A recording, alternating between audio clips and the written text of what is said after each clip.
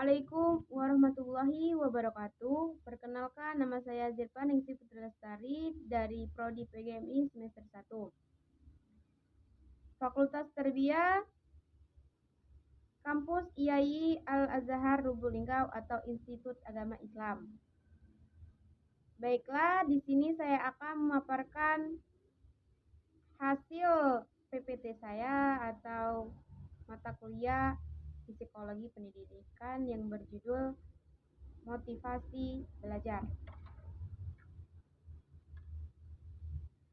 Pengertian motivasi belajar. Motivasi belajar terdiri dari dua kata yang mempunyai pengertian sendiri-sendiri. Namun, kedua pengertian tersebut membentuk satu pengertian pembahasan. Motivasi berasal dari bahasa Inggris motif yang diambil dari kata asalnya motion yang berarti gerak atau sesuatu yang bergerak.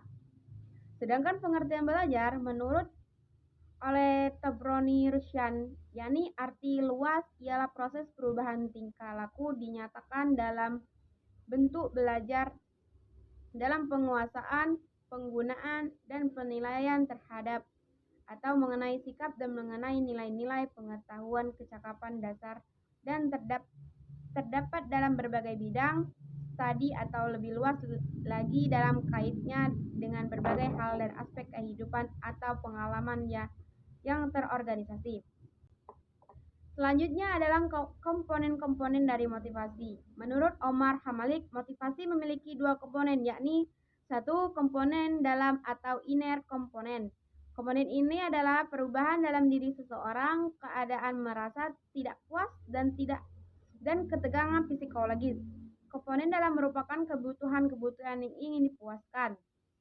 Kedua adalah komponen luar atau outer komponen. Komponen ini adalah seseorang yang tujuannya menjadi arah kelakuannya. Komponen luar merupakan tujuan yang hendak dicapai. Selanjutnya adalah jenis-jenis motivasi. Menurut Dimyati dan Mongiono, motivasi dibedakan menjadi dua jenis kekuatan, yaitu motivasi primer dan motivasi sekunder. Satu, motivasi primer. Motivasi primer adalah motivasi yang didasarkan pada motif-motif dasar. Motif dasar tersebut berasal dari segi biologis atau jasmani manusia.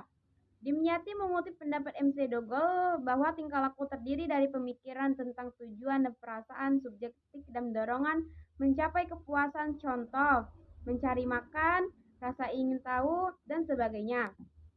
Dua, motivasi sekunder. Motivasi sekunder adalah motivasi yang dipelajari. Motif ini dikaitkan dengan motif sosial, sikap dan emosi dalam belajar terkait komponen penting seperti efektif, kognitif, dan kurasif. Sehingga motif sekunder menurut Omar Hamalik, motivasi terdiri dari dua jenis, yaitu motivasi intrinsik dan motivasi ekstrinsik. Satu, motivasi intrinsik. Motivasi ini merupakan motivasi yang tercakup di dalam situasi belajar dan memenuhi kebutuhan dan tujuan murid. Motivasi ini disebut juga motivasi murni, motivasi yang sebenarnya timbul dalam diri siswa sendiri.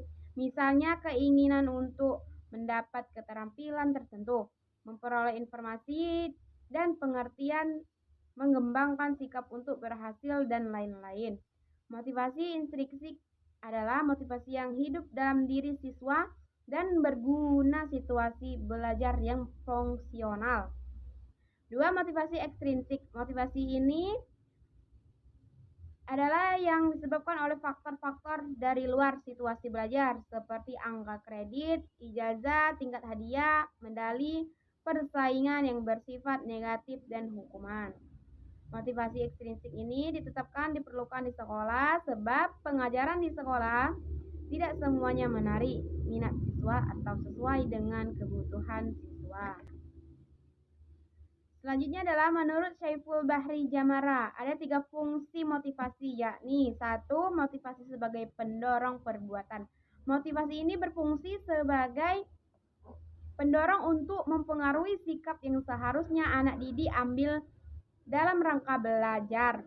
2. Motivasi sebagai penggerak perbuatan. Dorongan psikologis melahirkan sikap terhadap anak didik yang merupakan suatu kekuatan yang tak terbendung yang kemudian terjelma dalam bentuk gerakan psikofisik. 3. Motivasi sebagai pengarah perbuatan. Anak didik yang mempunyai motivasi dapat menyeleksi mana perbuatan yang harus dilakukan dan mana perbuatan yang diabaikan. Hal yang mempengaruhi motivasi belajar menurut Dimyati dan Mujiono, unsur mempengaruhi motivasi belajar antara lain 1. Cita-cita atau aspirasi siswa, 2. Kemampuan siswa, 3. Kondisi siswa, 4. Lingkungan siswa, 5. Unsur-unsur dinamis dalam belajar dan pembelajaran, 6. Upaya guru dalam membelajarkan siswa. Upaya meningkatkan motivasi belajar siswa menurut Dimyati dan Mujiono terdapat beberapa upaya yang dilakukan oleh guru, yakni 1.